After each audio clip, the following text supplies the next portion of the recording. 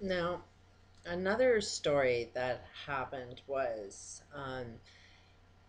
towards the end of my marriage. I was really trying to find how I can make a living and support my children before I left because I knew if my husband wasn't, devoted to his children at all and wasn't financially supporting them, it was a constant financial situation that we were dealing with, and it was constantly on my shoulders to fix the problem, and it was constantly in everybody else's hands, how everybody else wanted to behave and act. And um, to keep that family running took so much work and so much energy because you're looking after four kids. If nobody else is looking after them, who else was doing it? It was me.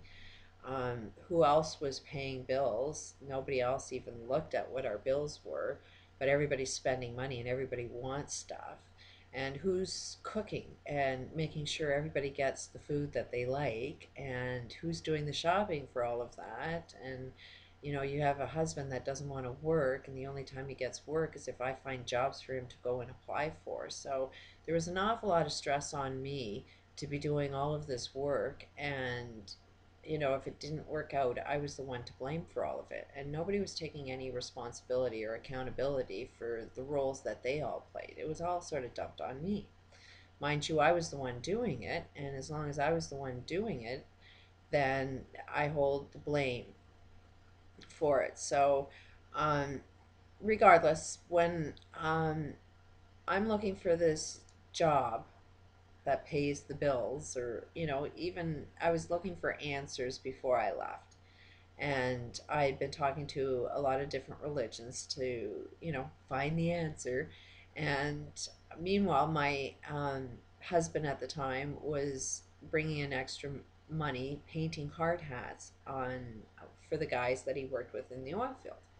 So I was pretty good at art, and he started using an airbrush, and I thought, well, maybe I can do it. Maybe I can make this level of income, and then I can support my kids.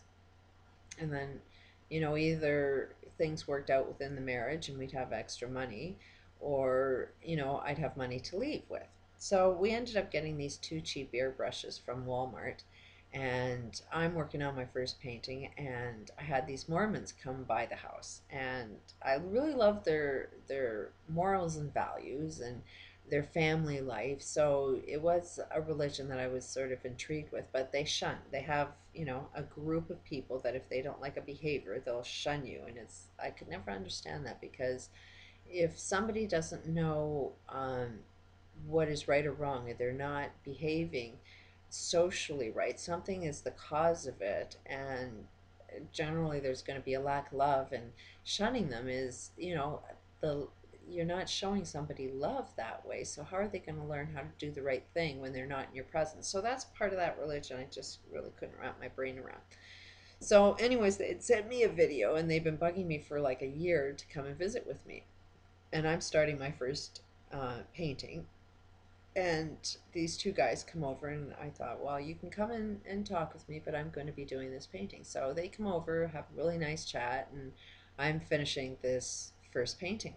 And just when they leave, the airbrush breaks. The needle in the airbrush broke, and we had gone to Walmart, and apparently they don't sell needles to replace them. It's like a sewing machine. It's like you need a needle all the time, but they don't sell needles. So you have to return the airbrushes and wait 6 weeks, and for your repaired one. And we were trying to make, a business out of this, so this wasn't going to be equipment that would work. So we exchanged both airbrushes for a professional one, and because my husband at the time was earning the extra income and he had the customers, he took the professional airbrush, and I'm left with nothing. And it was at a time where my kids were all in school. The youngest was just starting kindergarten, so, kind of bored, looking for something to do, really motivated to try and earn an extra income, and couldn't afford even gas to drive to even get a job. Like, financially, it was a struggle. So I just came up with this phrase, God's mailing me an airbrush. No way is God going to show me I can do this quality of work and then just take the tools away. And instead of a poor me story, I just started telling everybody I knew that God's mailing me an airbrush. There's no way he would show me I was that good at something and then just take the tools away. So for a week, I'm telling everybody God's mailing me an airbrush. I would go out and open my front door to see if it had arrived, and I just had a lot of fun with it. But I was really living in the moment, and I was really, really having a really great time with it, and I was not doubting myself. I knew some way, shape, or form I was going to get an airbrush mailed to me. And then these Mormons came by, and I'm in a good mood, and they had asked this question. This is their second meeting, and they asked me what my connection with God was. And I said, well, God's mailing me an airbrush. And they felt the need to tell me how God works and said, well, you got to get a job, you got to save your money, and you got to buy your own airbrush. And I said, well, that's your connection with God. My connection with God is he's going to mail me an airbrush. So the moral to the story is within the end of 2 weeks, an airbrush was mailed to me to my door, basically.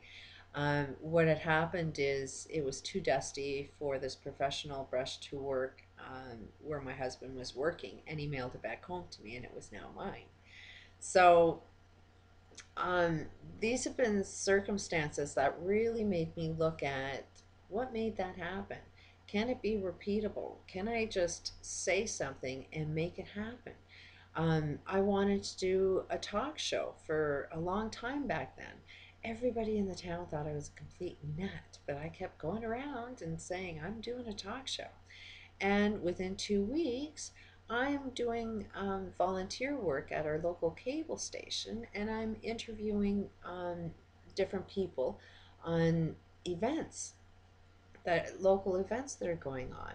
So it's, whatever it is that you want to do, it is right out there in front of you, but the people around you are going to know your limitations, and they're going to tell you that it doesn't work, it doesn't work. But if you can see the vision, and you have to develop the chemicals that make it happen. If I look back at the abuse I experienced, I was experiencing that same feeling of being abused. So it's natural that what was inside me was what was being created and or attracted. And whatever good feelings I had when I was set out to do it, that's also what happened. So it's also in the bigger picture of things. Why did all of this stuff happen? And what is my purpose? And it's almost like I had to have all of these bad experiences to find out, how do you solve problems? How do you be the solution to your experience? And I raised really smart kids, so I was motivated to find the science that explains why this all works. So, um, and I think my purpose is all about sharing this with everybody, because I am a global thinker, and I do know that the only way that we can get out of this is if everybody's playing the same game. So I'm not really motivated to make $1 billion. I'm more motivated to make sure all of us know what this game is and help and provide information for it. Now, I only got a few minutes on this tape. I hope I can explain it, but there's another way of programming your brain and using water. And so every day I fill out 6 different bottles, because I really paid attention to what was the intention behind what I was feeling all of the time. I obviously had a clear intention that I wanted an airbrush. So what is it that I was feeling? What made me feel the way I felt that made me attract the good experience that I wanted to experience? I also had to look at what is the intentions behind all of the bad experiences that I had. And I could see that if you put intention out there, my intention to do well to another person will do harm to another person.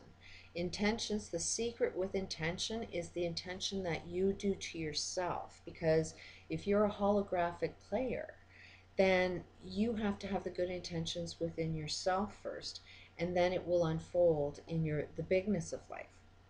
So I'll explain in the next tape what the water is all about.